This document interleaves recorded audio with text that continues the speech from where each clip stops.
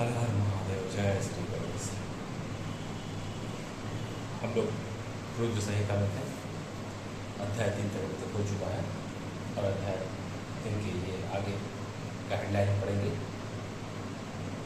नारद जी का भगवान विष्णु को पूर्ण फटकारना और श्राप देना, फिर माया के दूर हो जाने पर पश्चातापूर्वक भगवान के चरणों में गिरना और शुद्धि का उपाय पूछना तथा भगवान विष्णु का उन्हें समझा बुझाकर शिव का महत्व जानने के लिए ब्रह्मा जी के पास जाने का आदेश और शिव के भजन का उपदेश देना। सूत जी कहते हैं, महर्षियों माया मोहित नारद मुनि उन दोनों सीगड़ों को यथोचित श्राप दे कभी भगवान शिव के इच्छावश मोह निद्रा से जाग न सके।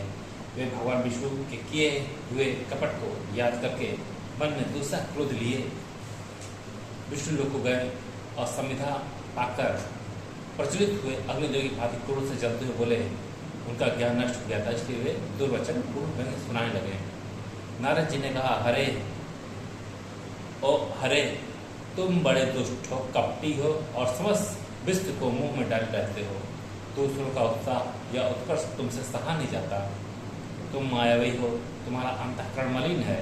पूर्व काल में तुम्ही ने मोह निरूप धारण करके कपट किया, असुरों को वारुणी मदिरा पिलाई, उन्हें अमृत नहीं पीने दिया। छल कपट में ही अनुराग रखने वाले हरे, यदि महेश्वर रुद्र दया करके विष न पी ली तो तुम्हारी सारी माया उसी दिन समाप्त हो जाती। विष्णुदेव, कपटपूर्ण चाल तुम्हें अधिक प्रिय है। तुम्हारा स्वभाव अच्छा नहीं है, तो भी भगवान शंकर ने तुम्हें स्वतंत्र बना दिया है।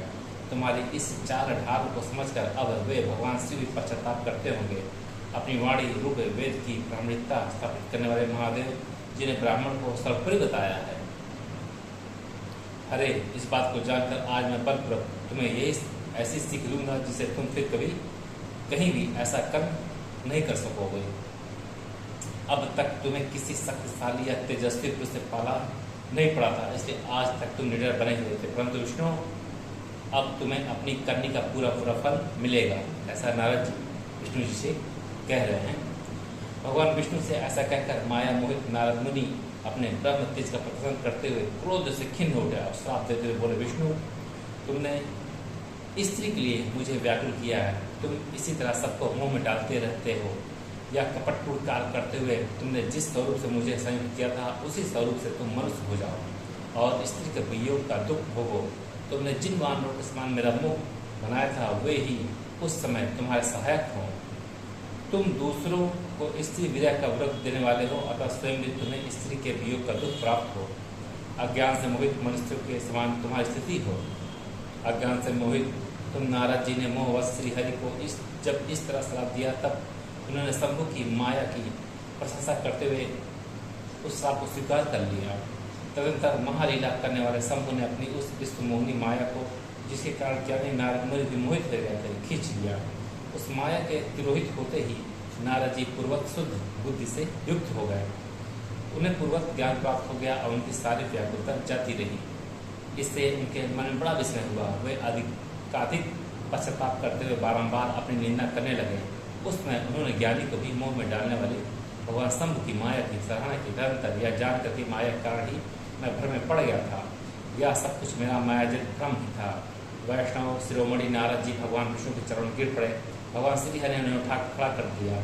उस समय अपनी दुर्बुद्धि नष्ट हो जाने पर वे यूँ बोले, नाथ, माया से मोहित होने के कारण मेरी बुद्धि बिगड़ गई थी, इसलिए मैंने आपके प्रति बहुत दुर्वचन कहे हैं, आपको श्राप तक दे डाला। प्रभु, उस श्राप को आप मिथ्या कर दीजिए। हाय, मैंने बहुत बड़ा पाप किया है, अब मैं निश्चय ही नरक पे पड़ूंगा। अरे, मैं आपका दास हूँ, बताइए मैं क्या उपाय, कौन सा प्रायश्चित करूँ जिससे मेरा पाप समूह नष्ट हो जाए और मुझे नरक में न गिरना पड़े। ऐसा कहकर शुद्ध बुद्धि वाले मुनि शिरोमणि नारद जी पुनः भक्तिभाव से भगवान विष्णु के चरणों में गिर पड़े। उसमें उन्हें बड़ा पश्चाताप हो रहा था। तब श्री विष्णु ने उन्हें उठाकर मधुरवाणी में कहा। भगवान विष्णु बोले, तात, खेद न करो, तुम मेरे श्रेष्ठ भक्त हो, इसमें संशय नहीं है। मैं तुम्हें यह बात बताता हूँ, सुनो। उससे निश्चय तुम्हारा परम हित होगा, तुम्हें नरक में नहीं जाना पड़ेगा। भगवान शिव तुम्हारा कल्याण करेंगे। तुमने मद से मोहित होकर जो भगवान शिव की बात नहीं मानी थी, उसकी अवहेलना कर दी थी, उसी अपराध का भगवान शिव ने तुम्हें ऐसा फल दिया है, क्योंकि वे ही कर्म फल की दाता है। तुम अपने मन में यह दृढ़ निश्चय कर लो कि भगवान शिव की इच्छा से ही यह सब कुछ हुआ है। सबके स्वामी परमेश्वर शंकर ही गर्व को दूर करने वाले हैं। वे ही पर ब्रह्मा परमात्मा है। उन्हीं का सच्चिदान रूप से बोध होता है। वे निर्गुण और निर्विकार हैं। सत्व, रज और तम इन तीनों गुणों से परे हैं। वे ही अपनी माया को लेकर ब्रह्मा, विष्णु और महेश इन तीन रूपों में प्रकट होते हैं। निर्गुण और सगुण भी वे ही हैं।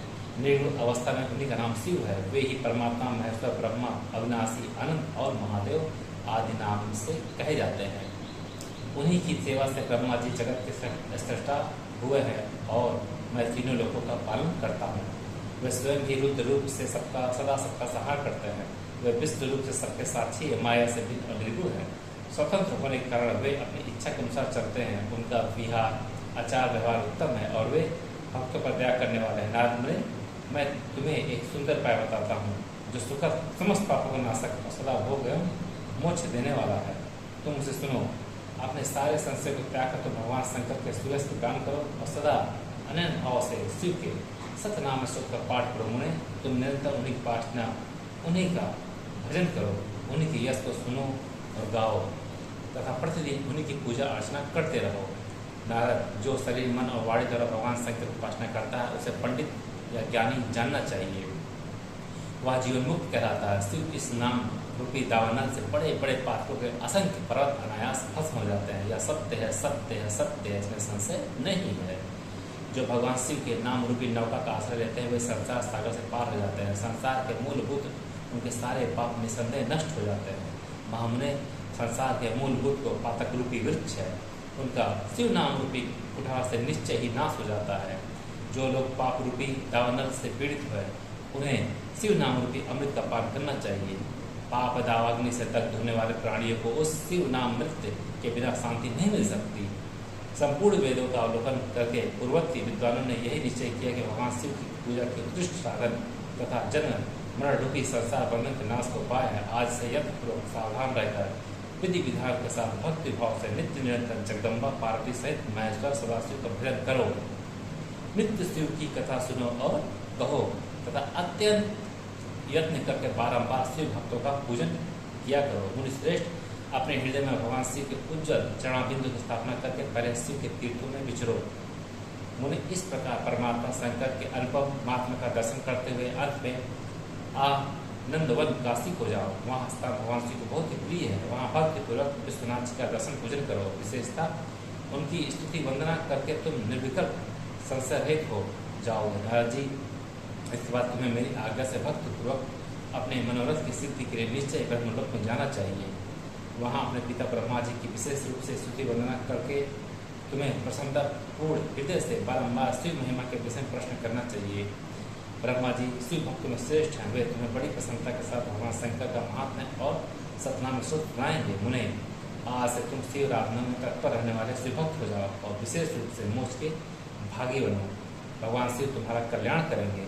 इस प्रकार प्रसन्नचित्त हुए भगवान विष्णु नारद मुनि को प्रेम पूर्वक उपदेश देकर श्री शिव का स्मरण वंदन स्मरण करके वहां से अंतर्धान हो गए।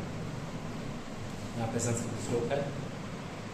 शिवेतिना मदावग्ने महापाते का पर्वत भस्मी भवन्त नायासात सत्यम सत्यम न संशया। दूसरा है शिवनाम प्राप्त संसार तरंति ते संसार मूल पापानि तेषां नश्यन्त संशयम्।